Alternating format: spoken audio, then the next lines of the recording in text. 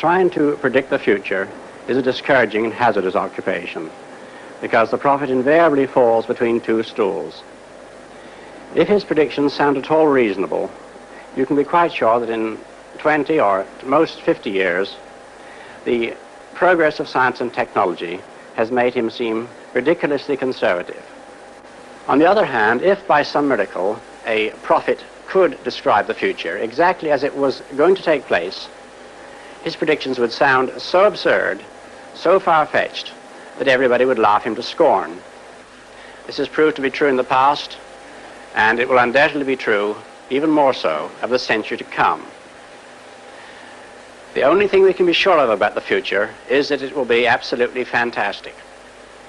So, if what I say now seems to you to be very reasonable, then I'll have failed completely.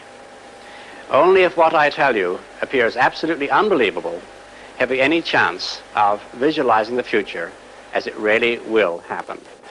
Let's start by looking at the city of the future. Some people think that it will be like this. And they're quite right. In fact, everything you see now already exists. All the materials, all the ideas, these things can be put into practice immediately. But what about the city of the day after tomorrow, say the year 2000? I think it will be completely different. In fact, it may not even exist at all. Oh, I'm not thinking of the atom bomb and the next Stone Age. I'm thinking of the incredible breakthrough which has been made possible by developments in communications, particularly the transistor and, above all, the communications satellite.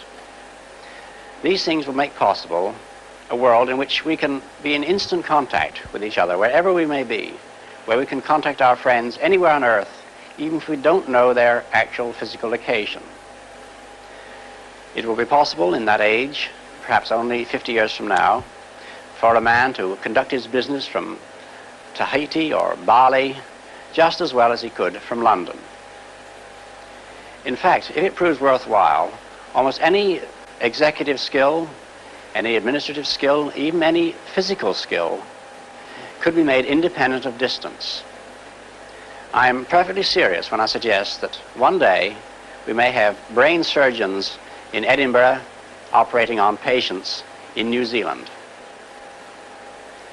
When that time comes, the whole world will have shrunk to a point, and the traditional role of the city as a meeting place for man would have ceased to make any sense. In fact, men will no longer commute, they will communicate. They won't have to travel for business anymore, they'll only travel for pleasure.